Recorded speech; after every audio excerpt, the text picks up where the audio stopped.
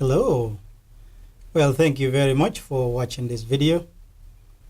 Just to serve as a guidance, we're producing this video with two main objectives in mind. One is to provide more information to the team of researchers who will be working with me on this project based in the Gambia. Two is to serve as a reference material for upcoming researchers who may be interested in utilizing the methodology that we will apply in this research. Most of the viewers are familiar with my name and my background, but in case you are not, my name is Famara K. Damfa. I'm currently a PhD student here at the University of Minnesota, United States. My research interest focuses on climate change, adaptation, economics, and policy.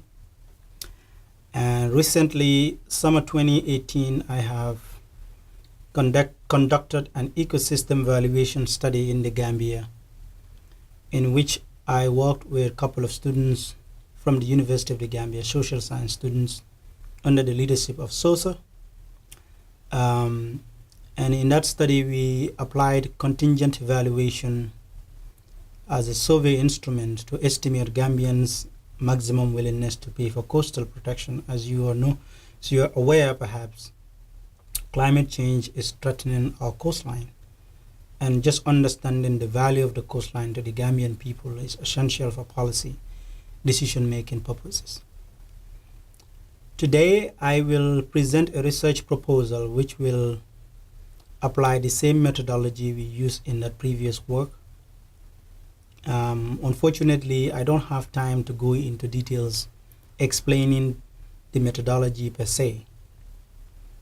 However, I will lay out the outline of the survey questionnaire, and I will present the objectives of undertaking this survey.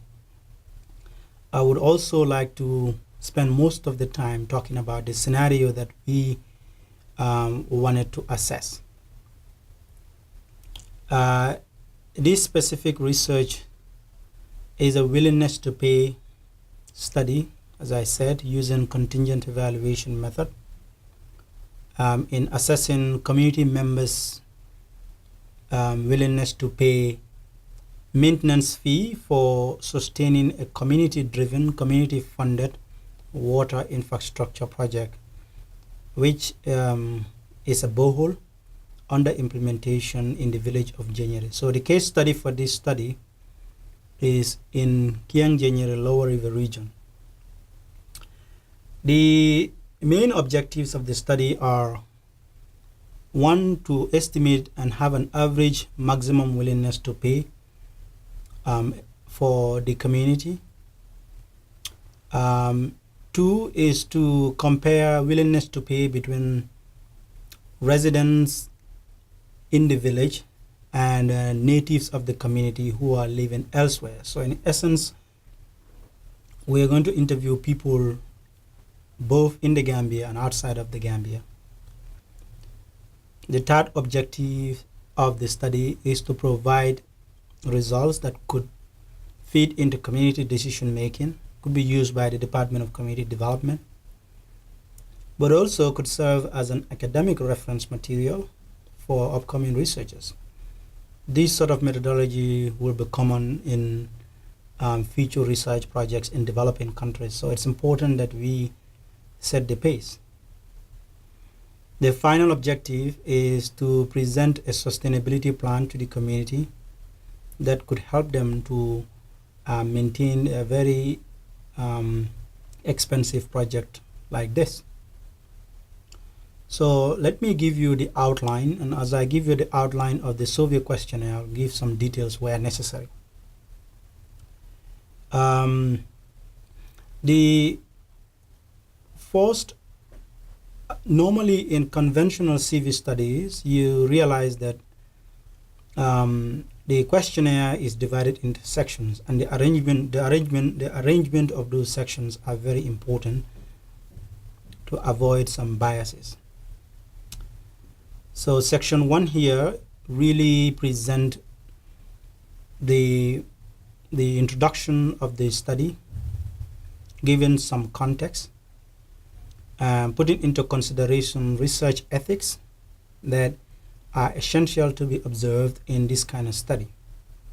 The respondent has to be very much comfortable to present information that represent their willingness or unwillingness to the situation you are presenting.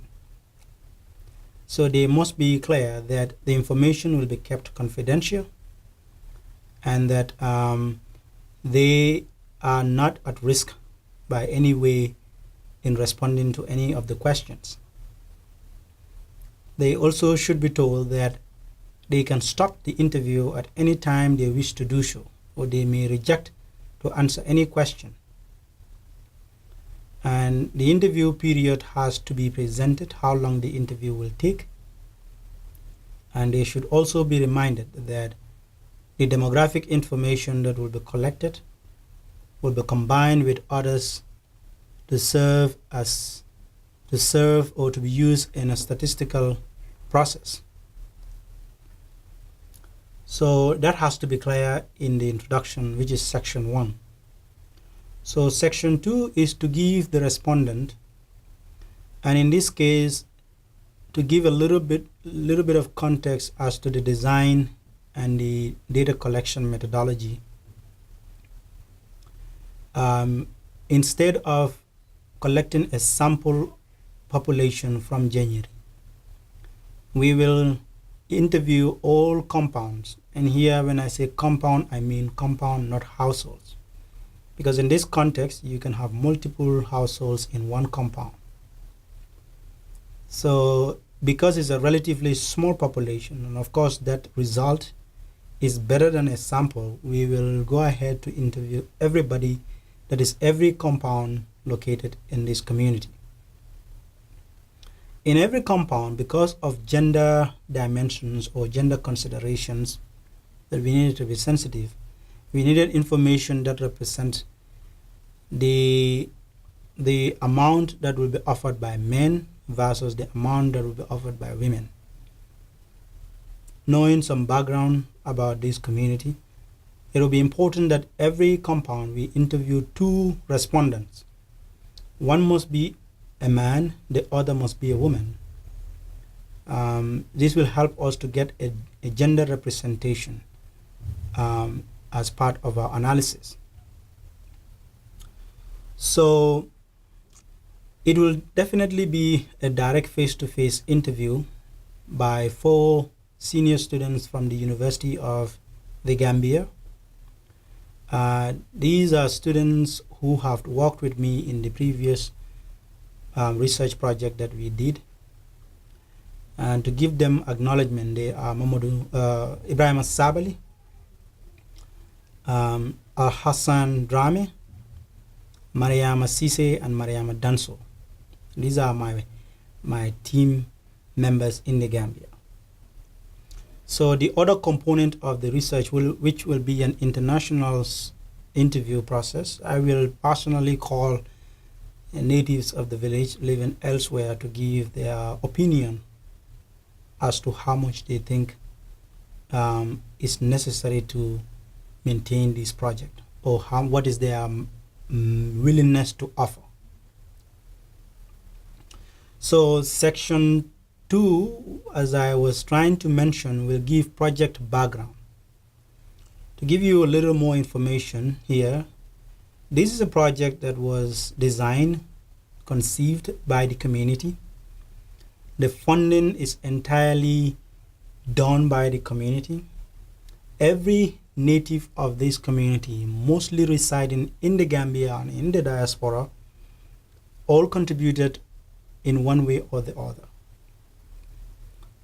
Contributions range from about $30,000 per person to $100, depending on individuals' income ability.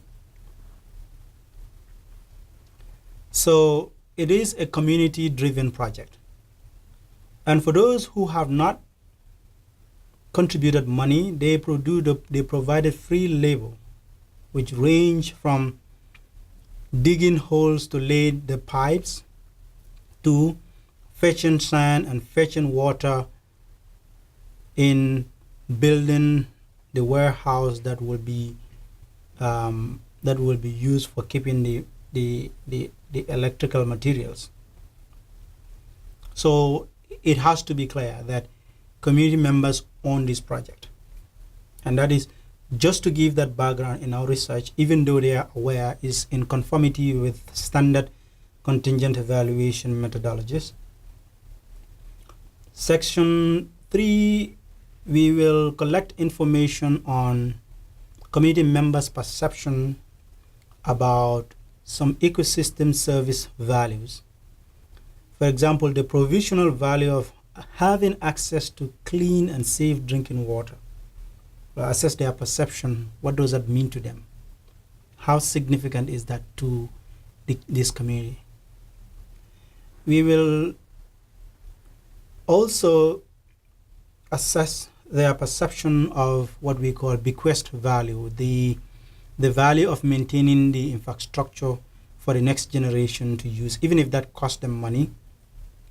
The third is the option value, which is the fact that the old infrastructure, which is the old water infrastructure, which is a local hand pump the community has been using for decades.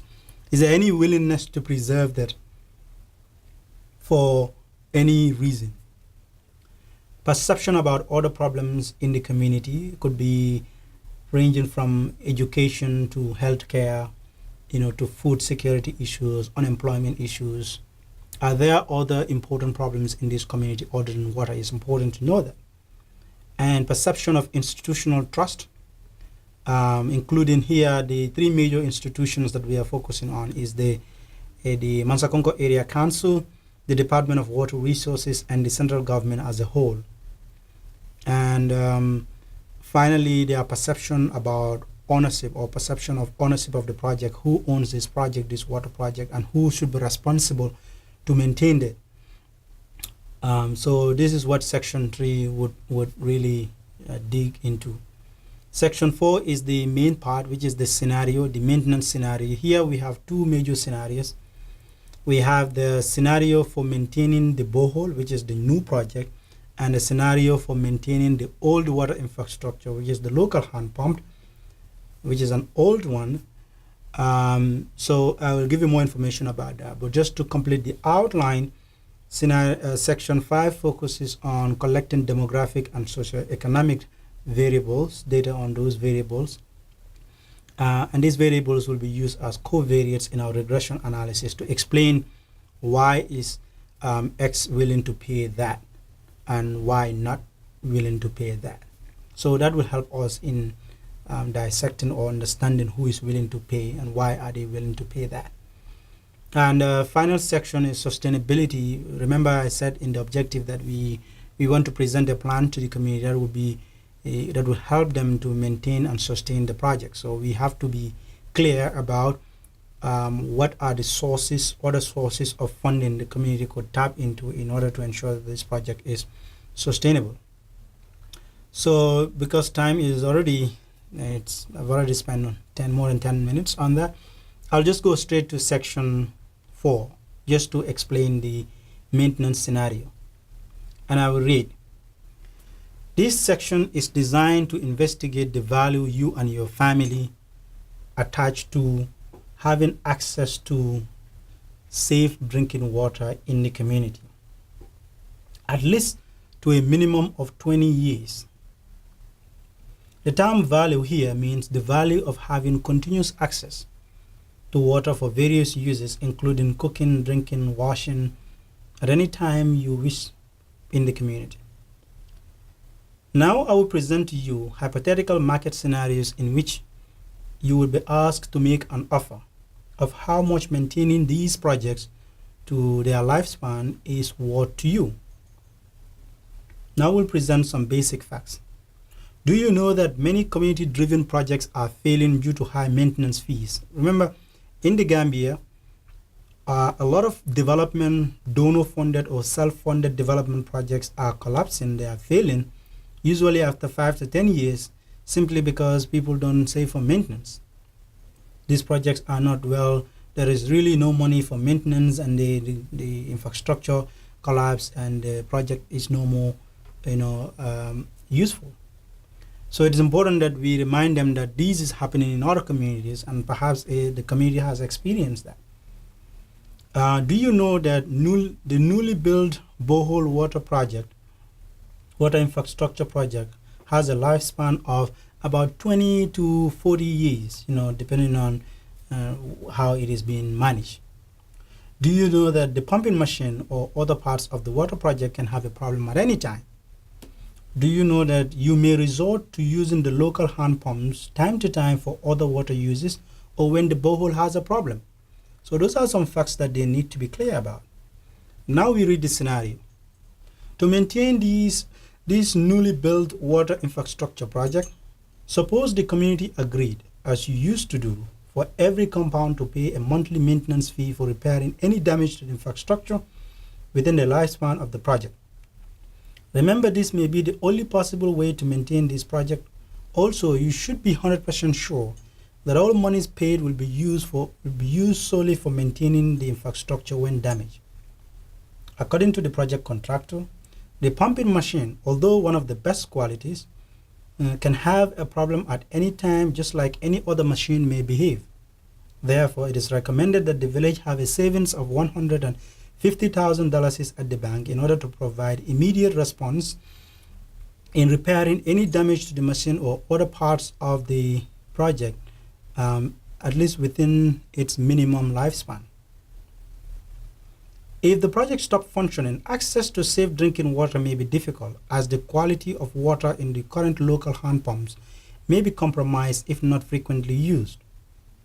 Now the willingness to pay question reads: based on the above scenario, would you be willing to make, as a compound, a continuous monthly payment of, say you start with our first bid, $50?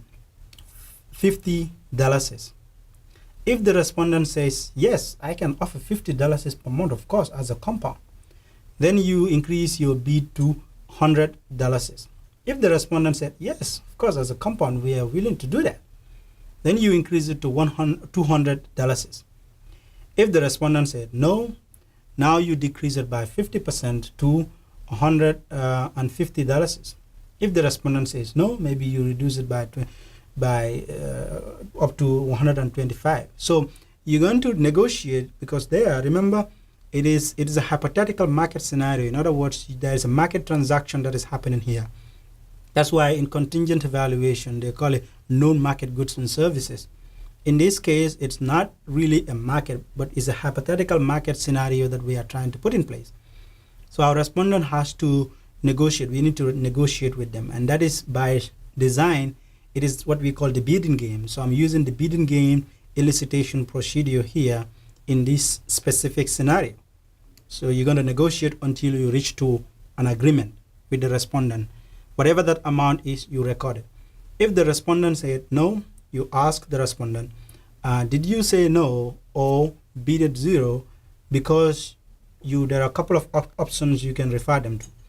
Others should pay, such as natives in the diaspora, can't afford to pay cash, the money would not be used accordingly, the area council should be responsible for the repair, the community to find other means of repairing the damage, do not have an opinion. So from respondent to respondent, you're going to play with this. You're going to randomly start to select these options, so that you're not just selecting the first option and you are seeing a pattern in which all of the respondents are taking the first option that you have given them.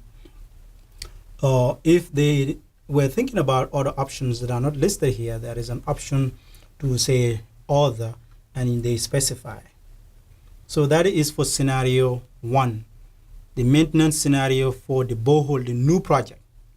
Now we want to be sure or be informed if the community has any willingness to preserve and maintain the infrastructure and the quality of water in the old structure, which is the local hand pump, right?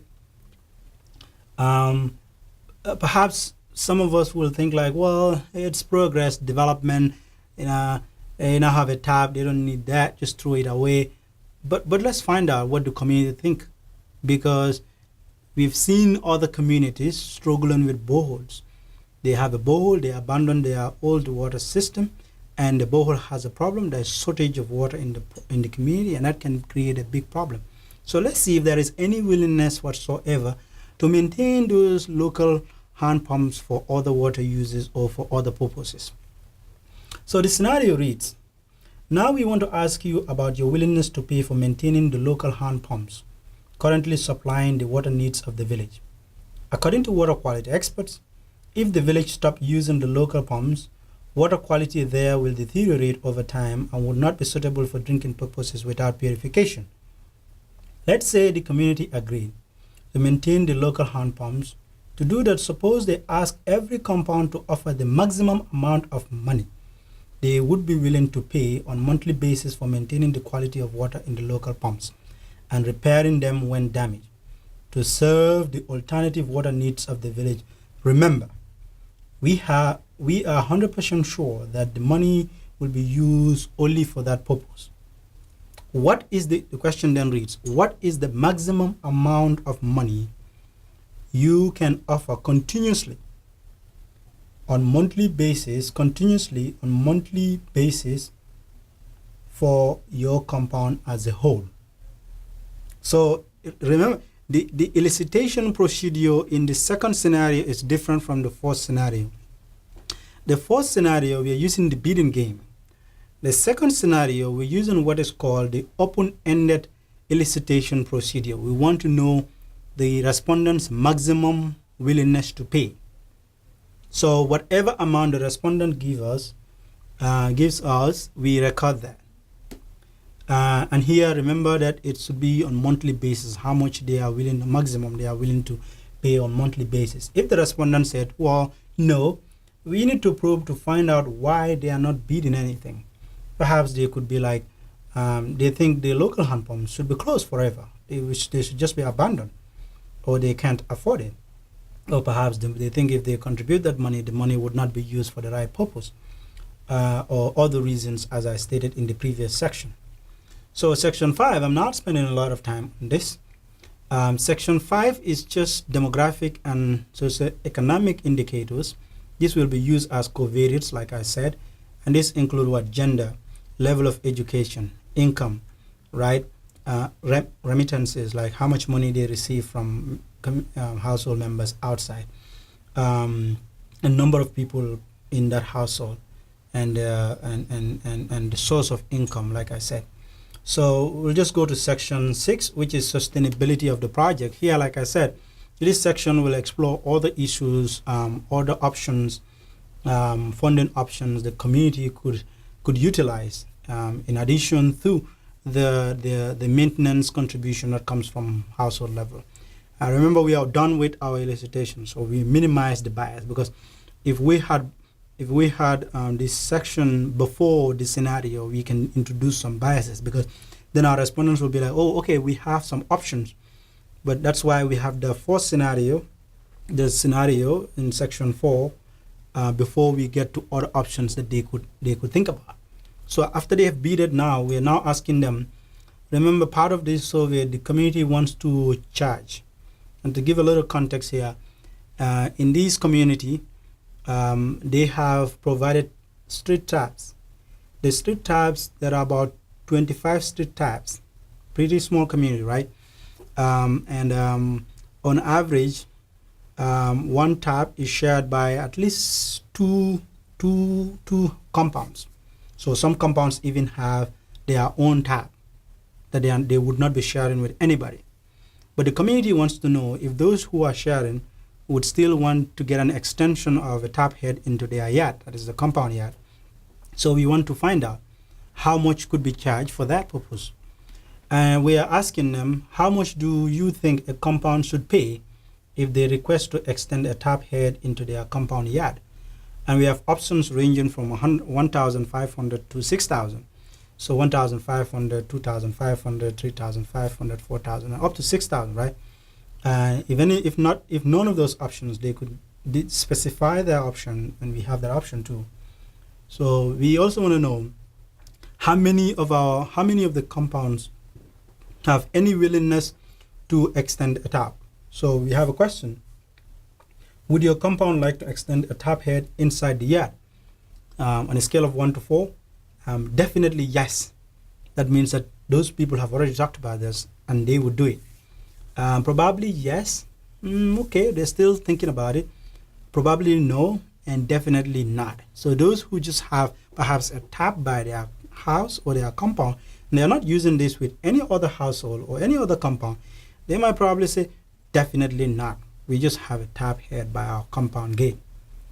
So we also want to be clear about who, so that if we know how many are willing to request for an extension of a tap head to their house, we can project how much money we are likely to expect from the fact that they might already give us, or the community is going to ask for an amount that should be paid.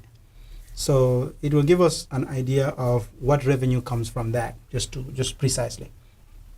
What other sources or forms of mobilizing money would you propose to complement the maintenance fee? And here we have some options. For example, A, we have annual contributions from each clan. We call them kabilos. And we have some options here for them. If they think that could be an option, they will tell us whether they think that should be 10,000 per clan, per kabilo, or 15,000, 25,000, or other options. So they specify that also for us. The other option, if they think they agree to this, is annual contributions from natives in the diaspora. So, like I said, all of us contributed to have this project funded. So is there any willingness that those in the diaspora on an annual basis could pay $500 each, 1,000 or 2,000? So there's another option. Another option is annual contribution from natives in the combos. So those living in the urban areas of the country perhaps could also pay an annual contribution of $50 each, $100 each, or $200. So they will give us options. They will give us a specific amount they think those people, if they agreed that that could be an option. Other options include consult NGOs. Perhaps they will be like, well, I think we should also look into NGOs. Some NGOs are helping communities. Perhaps they would come and help us to maintain this project. Others could say, let's do some local fundraising activities. So we wanted to know what kind of fundraising activities should that be. So they will give us examples, do that. Consult perhaps central government, for example, the Department of Water Resources to complement the community's effort, or consult the area council. We are paying taxes to our area council. They should help us to maintain this project. So that could be another option as far as the maintenance is concerned, or any other thing that may not be in this questionnaire. So that is all I have for you. Thank you very much for watching this video. I hope it makes a little bit sense to you. We'll welcome feedback. As I said, this survey will be implemented or conducted in the soonest possible time. So we look forward to any feedback or questions that you might have. And let me take this opportunity to thank the students who will be working with me on this project. Very, very much proud of you. Together we can push research to another level and help our policymakers to make decisions that are evidence-based, science-driven, not just based on opinions or based on sentiments or political affiliations or stuff like that. So I'm very proud to work with all of you on this project. Thank you, Famara, once again. Bye.